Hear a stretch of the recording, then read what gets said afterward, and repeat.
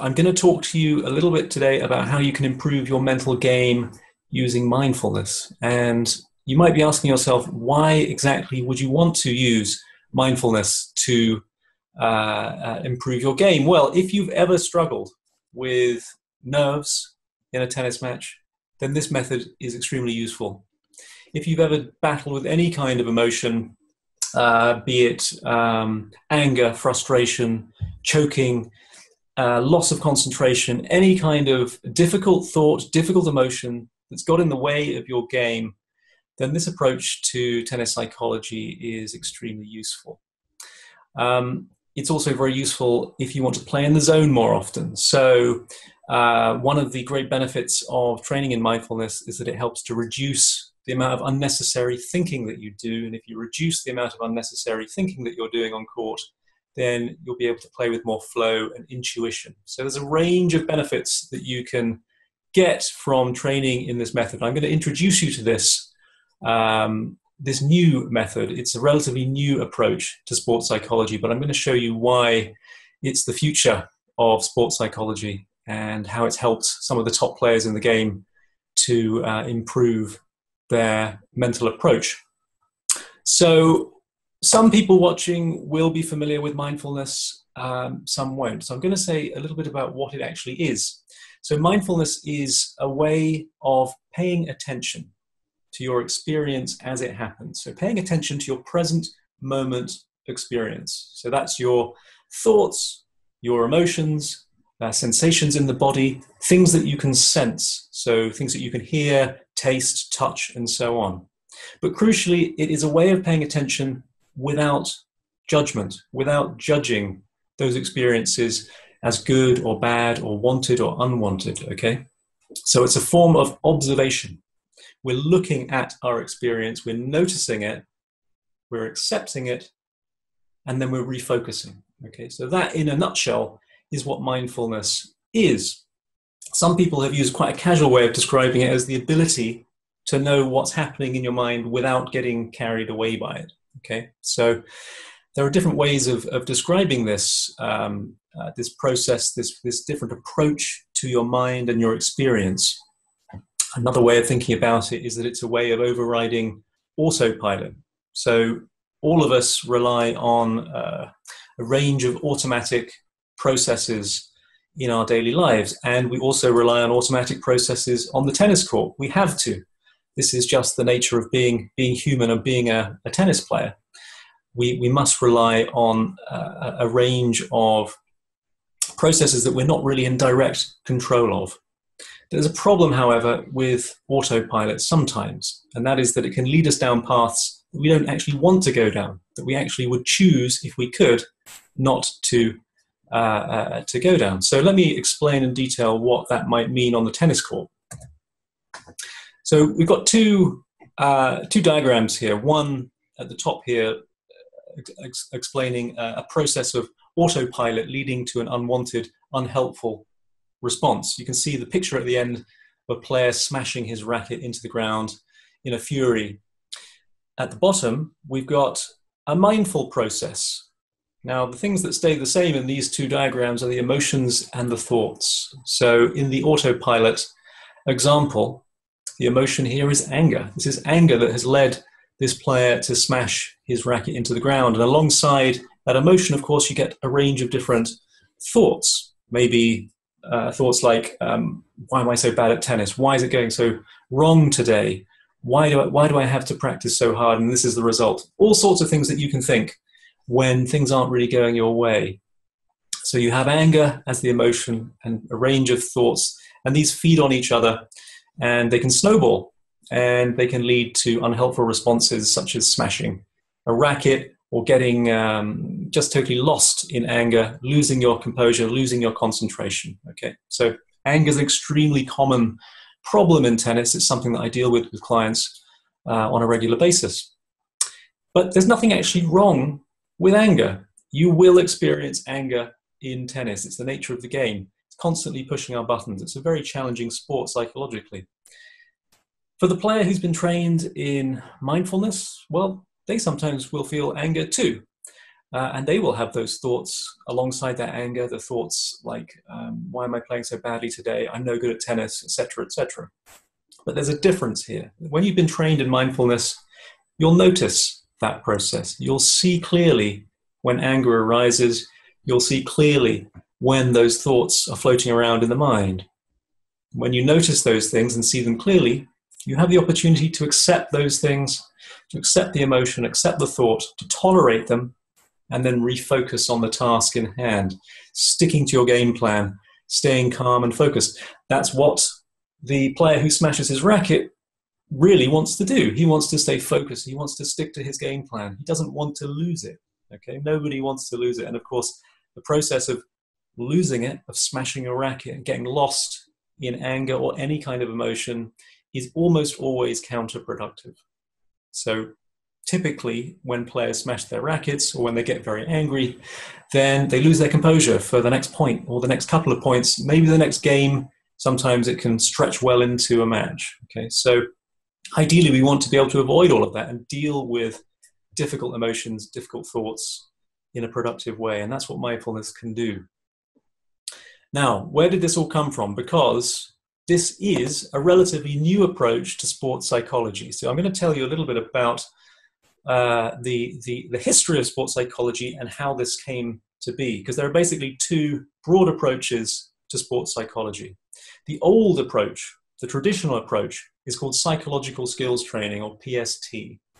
In PST, the assumption is that athletes will perform their best when they can control their thoughts and their emotions. And in order to control your thoughts and emotions, it is suggested that you need to try and modify and change those thoughts and emotions, that internal experience. And there are various strategies that are employed to do that, including self-talk. So that would be, for example, if you were lacking confidence in a match at any given point, you might talk to yourself internally in the silence of your thoughts. You'd be saying things like, I know I can do this. I've done this before. I'm a great player, etc., whatever it might be. An attempt to change how you're actually feeling at that moment. You might also use something, imagery is another thing that is used. So for example, when you imagine that you are playing well, or you imagine that you're confident. There are different strategies that are used in psychological skills training. The basic thing that unites these strategies is that they're an attempt to modify, to change the way that you're feeling right now, change that internal experience. So there's a big problem with psychological skills training. It doesn't work. If you look at the work of the sports psychologists Gardner and Moore, Frank Gardner and Zella Moore, in 2001, they did a review of decades of research into psychological skills training. And what they found was that it doesn't significantly enhance the performance of athletes. In fact, sometimes it actually makes people play or perform worse than they would otherwise have done. So you have to ask yourself, why is this method being used? And it is still, unfortunately, being used quite a lot. Gardner and Moore put forward an alternative, and they put forward mindfulness and acceptance-based model of sports psychology. And in this model, well, it's really the opposite of psychological skills training. Basically, it says that using mindfulness, you can give up on controlling thoughts and emotions. And that's what will help an athlete perform their best.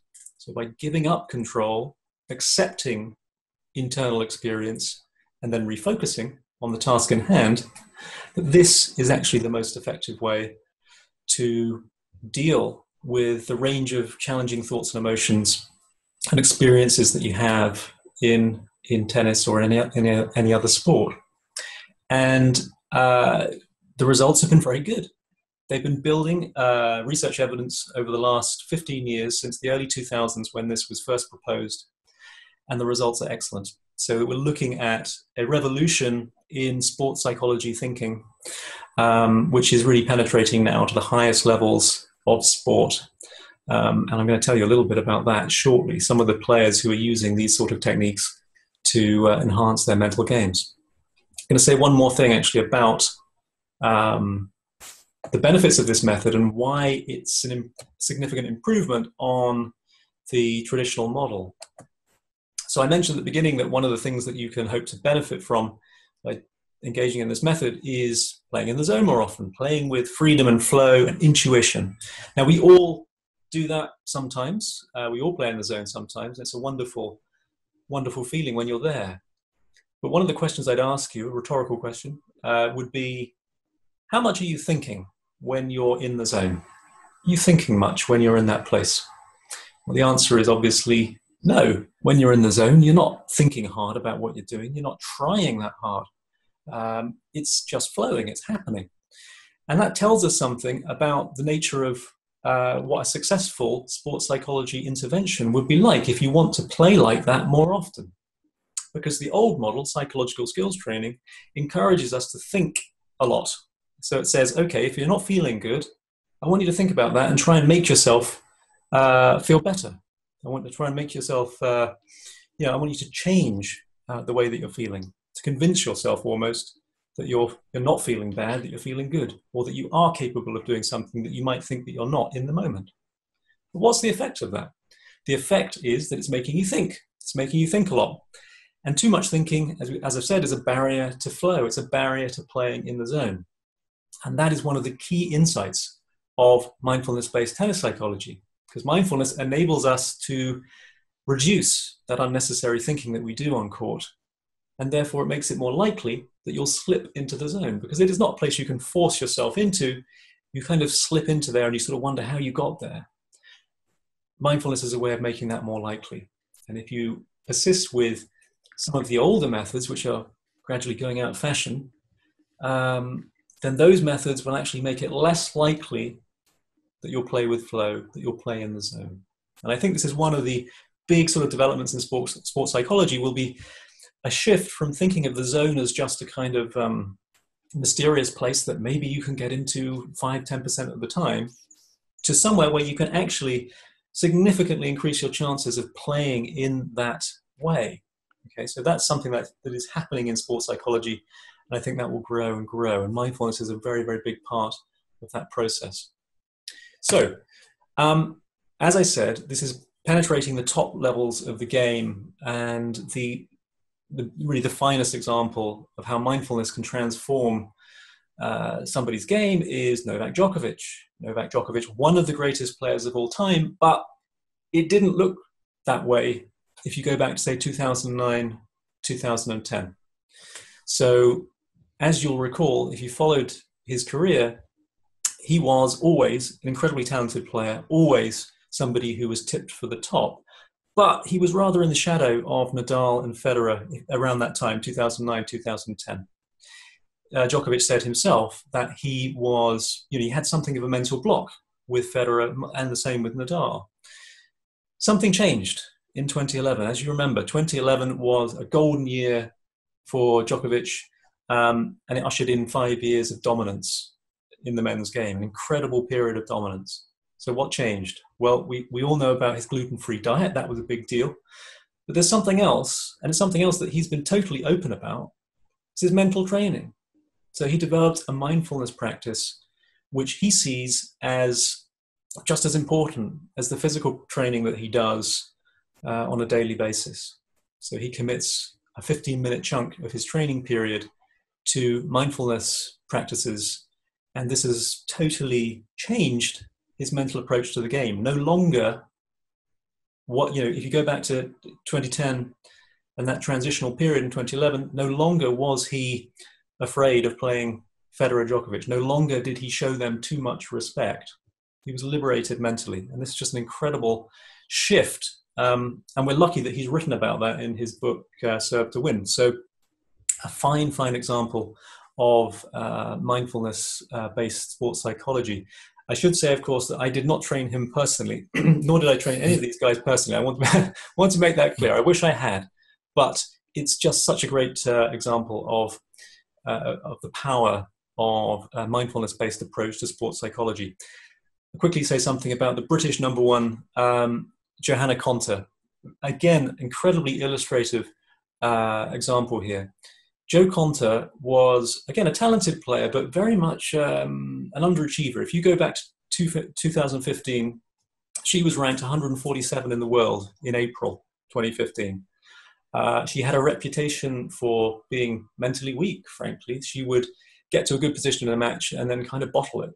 So I think people had pretty low expectations of what she might achieve, given that fact. Well, look at her now. She is now in top 10 in the world, doing really, really well, playing to her potential, and has a reputation for being mentally strong. What's the difference? What changed? She trained in a mindfulness-based approach to sports psychology. And she's another player who's spoken about this openly, which is a great boon, I think, for players for recreational players and all players outside of the tour, when these top players speak openly about their mental training. So it's a really incredibly helpful thing. A lot of players don't. A lot of players are very tight-lipped about it, but extremely useful when they do. One player who is rather tight-lipped about his mental work is Andy Murray. But Andy Murray is another player who's made an extraordinary transformation from a player who had a reputation for being, albeit incredibly talented, but a little bit mentally weak on the biggest stages. So that his problem was generally considered to be a mental problem. He had everything in his toolbox to win slams, but he wasn't winning them. What changed? Well, this is one where we have to use a bit of detective work to find out, because as I say, he never speaks about his mental training. But we know that, of course, one of the big changes for him was taking on Ivan Lendl as his coach. And Lendl, as many people who know the history of the game will know, made an incredible mental transformation in the 1980s. So he was also somebody who was getting to slam finals, but just not performing, underperforming because of a mental block. He trained with a sports psychologist in Florida in the 80s, and he was taught a range of practices which helped him to develop mindful observation. Well, they didn't call it mindfulness then, but I think they called it sort of detached observation of everyday objects and other things, which basically we would call mindfulness now. And the difference in his game was just incredible. So between 1985 and 87, he had a 90% win record. So just incredible dominance, incredible consistency. And he picked up, I think, 4 or 5 slams. So just an amazing change for him. What did he do when he started working with Murray? He sent him to the same psychologist in Florida. And Murray went through exactly or very similar kind of transformation, where suddenly he wasn't cowed anymore in those slam finals. And he won the US Open 2012. He was an aggressive player. He was able to fulfill his potential. Now, we don't know for sure. I suspect he might talk about it later when his career is finished. He may talk about this in more detail. But I think it's fairly likely that he went through the same process that Lendl went through. And so this is another great result for mindfulness-based approach to sports psychology. And this is only going to grow and grow and grow as time goes on and as this method becomes more established. So, well, I think you'll have pretty good idea of how this method can help you. But let me go through a few things. We've talked about how it can help you with emotions. We went through that example with anger, frustration, and losing your temper and so forth. But that's the tip of the iceberg, because one of the most common things that people struggle with is nerves, dealing with the big points. Mindfulness is such a powerful thing in that example, because when you're on those big points, when you're trembling a little bit, when you've got that feeling in your belly, when your mind is incredibly conscious of the consequences of winning or losing that big point, that is an incredibly challenging moment, one of the hardest moments in tennis. Well, what if you could remain calm? What if you could remain focused, in that moment every time? Well, you can, basically, if you train in mindfulness-based psychology. Choking is another thing which responds extremely well to a mindfulness-based approach. I've seen players who have had years and years of pain with choking. It's a horrible thing. One of the worst, if not the worst, experience you can have on a tennis court. Choking is a psychological process, just like any other kind of emotional experience on court. And it can be dealt with if you can tolerate and accept those uncomfortable feelings without responding to them. It's perfectly possible to do that. We've talked about playing with flow, playing in the zone. One of the great benefits. We've been through that in some detail. Concentration and focus. This is something, particularly with young players, actually, that I see quite a lot, where they struggle maintaining focus, maintaining concentration throughout a match. One of the sort of side effects, really, of training in mindfulness is that your concentration will improve. Some of the practices that I teach are specifically designed to boost concentration, but everything you do in a mindfulness training actually helps you concentrate better.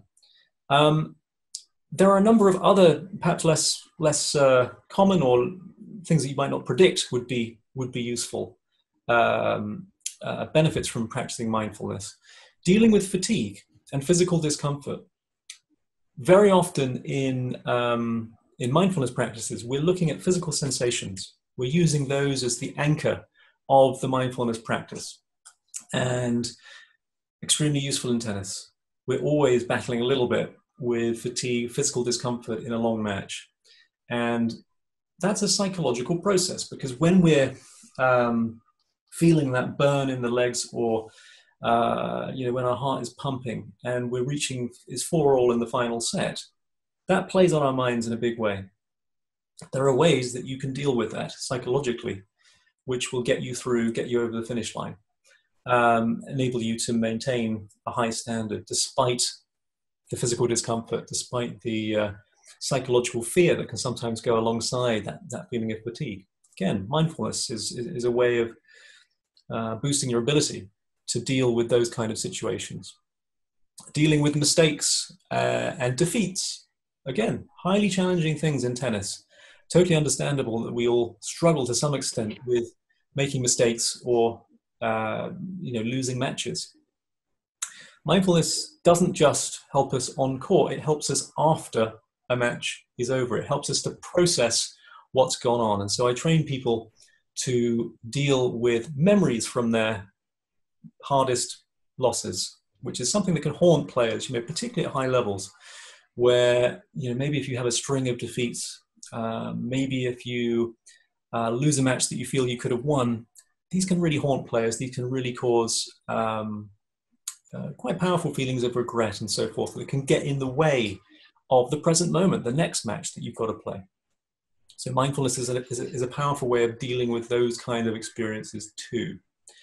So I won't go into too much detail for time reasons on the other things that I've got on there, but I will just mention that very last thing on the list, that mindfulness is a way of enhancing your enjoyment of the game. And that's one of the most important things. You've got to enjoy your tennis to play to your potential.